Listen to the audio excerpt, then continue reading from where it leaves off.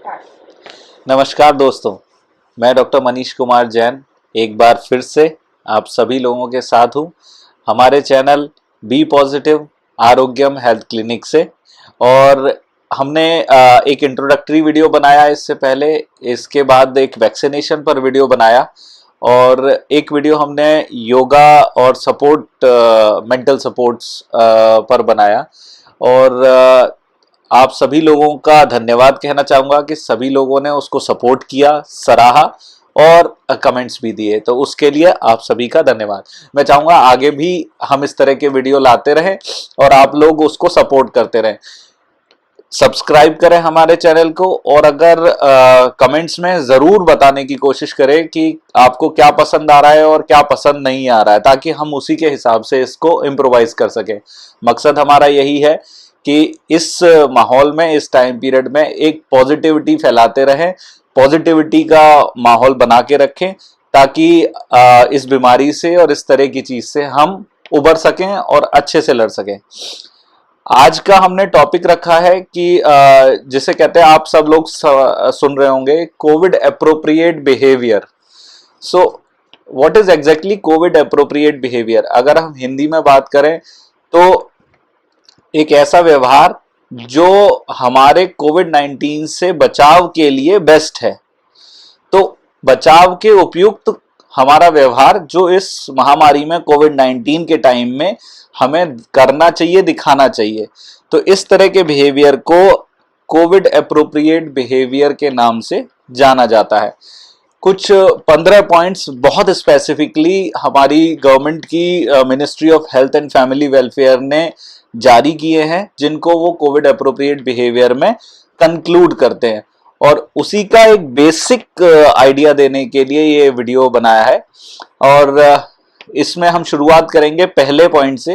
पहला पॉइंट है जो शायद हमें अपनी जड़ों की ओर ले जाता है, जो हम शुरू से ही करते आते थे कि ग्रीट करते टाइम पर हम नमस्ते करें या इस तरह से ग्रीट करें कि उसमें आपस में हाथ मिलाना या गले मिलना ना हो। ये हमारा पहले से ही था। हैंडशेक शायद हमारी जो कल्चर है उसमें भी कहीं नहीं था। That we have borrowed from the Britishers probably और अमेरिकन्स। दूसरा जो पॉइंट है वो कहलाता है, जो हम है ना अब इस टाइम सुनते ही आ रहे हैं, 2 गज की दूरी। 6 फीट का डिस्टेंस मेंटेन करें, 2 गज की दूरी मेंटेन करें जब भी किसी से बात कर रहे हैं, जब भी किसी से मिल रहे हैं और कहीं भी जा रहे हैं। उसमें इंक्लूड करती हैं वो सारी चीजें, जैसे हम बाहर जाते हैं, तब हम किसी शॉप पर जा रहे हैं, इसेंशियल सामान अभी भी खरीदने पड़ते हैं हमें जाने के लिए, तो उस टाइम पर जो लाइन मेंटेन कर रहे हैं उसमें जब खड़े हों, तब वैक्सीनेशन के लिए जा रहे हैं आप, तब भी इस चीज को मेंटेन करें। आप हॉस्पिटल में किसी वजह से भगवान ना करे जरूरत पड़े जाने की, बट इन केस अगर जाने की जरूरत पड़े इस टाइम पर, तो भी ये सारी चीजें मेंटेन करके रखें। तीसरा पॉइंट आता है जो हम 2 गज की दूरी के बाद मास्क है जरूरी। सो मास्क पहन के रखें। मास्क हर टाइम पहनना है। मास्क जब भी बाहर जाएं तब जरूरी ही पहनना है।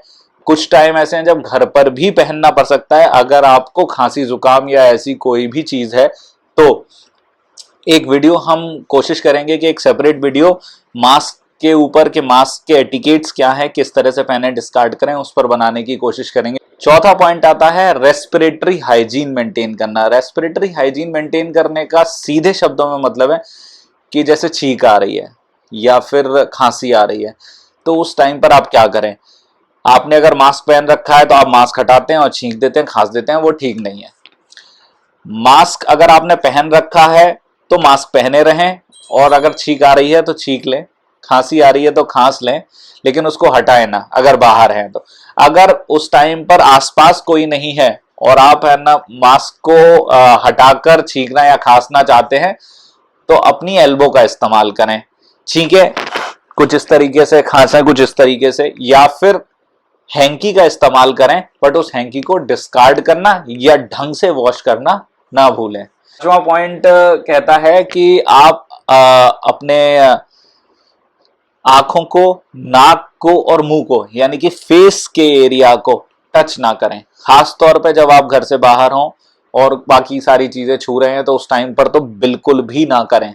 और अगर ऐसा करने की ज़रूरत बहुत ज़्यादा पड़ रही है, इचिंग है, छींक आ रही है आपको, है ना, इचिंग हो रही है, खुजली हो रही है और आप ऐसा करना चाहते हैं, तो इस केस में पहले हाथ को अच्छे से धो लें, सैनिटाइज कर लें और उसके बाद ही फेस के एरिए को टच करना करें। अदरवाइज ट्राई टू अवॉइड, ना करें, वो ज़्यादा बेटर है। छठा जो बहुत ज़रूरी है और शायद हर बीमारी में हम एज डॉक्टर्स सभी को बोलते आते हैं, और अब ये और ज़्यादा ज़रूरी हो गया है जब कंटेजियस टाइप की इस तरह की बीमारियां आती हैं, कि hand washing is a must. हाथ बार बार अच्छे से धोना बहुत ज़रूरी है। हाथ को अच्छे से किसी अच्छे साबुन से ज़रूर धोएं, बार बार धोएं पानी के साथ। और मैं यही कहता हूं कि अगर घर में है और आपके पास हैंड वॉशिंग अवेलेबल है तो बेटर हैंड वॉश करें, रादर कि आप बार बार सैनिटाइज करें। सैनिटाइजेशन से हाथ पर नुकसान भी होता है, स्किन पर, लेकिन अगर आप घर से बाहर हैं तो सैनिटाइज करें। घर के अंदर हैं जहां पर अवेलेबिलिटी अच्छी है आपकी हैंड वॉशिंग की, वहां पर आप हैंड वॉश का यूज करें। सातवीं चीज जो आती है इसमें, वो आती है जैसे जो फ्रीक्वेंटली टचिंग सरफेसेस हैं, जैसे कि सबसे इंपॉर्टेंट आता है डोर हैंडल्स, डोर नॉब्स, खिड़की के स्विचेस, जो हमारे बिजली के स्विचेस हैं, बिजली का स्विच है, आपके फैन का स्विच है, आपके एसी का स्विच है, ये सारे स्विचेस, आपकी डेस्क जहां पर आप काम करते हैं, किचन यूटेंसिल्स जितने भी हैं, इन सब को, जिन चीज़ों को आप वॉश कर सकते हैं उनको बार बार वॉश करें। जिन चीज़ों को आप सैनिटाइज कर सकते हैं जैसे कि डोर हैंडल्स, डोर नॉब्स वगैरह, उनको सैनिटाइज करने की कोशिश करें बार बार। खास तौर पे जब भी आप उनको टच करते हैं या कोई और टच करता है तो उसको ज़रूर करें। ये बहुत ज़रूरी चीज़ है और ये बहुत ध्यान देने वाली बात है। बाकी सारी चीज़ें हम कर लेते हैं पर अक्सर स्विचेस को और घर के स्विचेस वगैरह को सैनिटाइज करना भूल जाते हैं। हम भूल जाते हैं कि उनको हम बार बार टच करते हैं और वहां से इन्फेक्शन आने के चांसेस बहुत रहते हैं क्योंकि मल्टीपल टचिंग होती है। ये आठवां पॉइंट जो है, ये शायद ऐसी चीज है जिसको बताने की जरूरत नहीं है किसी को भी, बट हमारे देश में सॉरी टू से बट बहुत फ्रीक्वेंट है, spitting in public place, spitting in open. जब वहाँ देख रहे हो थोड़ा लंबा गैप तक मैं एडिट करती हूँ, साथ दिख रहा है लैपटॉप। कोई बात नहीं है, दिखे तो अभी चलेगा इतना तो। दोबारा से सो आठवीं जो चीज है वो ऐसी चीज है कि जो वेरी सॉरी टू से हमारे देश में बहुत कॉमन है एंड वी ऑलवेज से कि इसको नहीं करना चाहिए, spitting in public places, spitting in open. तम्बाकू खाने की आदत बहुत ज़्यादा है हमारे यहाँ पर, अक्सर देखने को मिलता है, जिसको जहाँ मौका मिलता है, जहाँ जगह मिलती है वहाँ स्पिट कर देता है।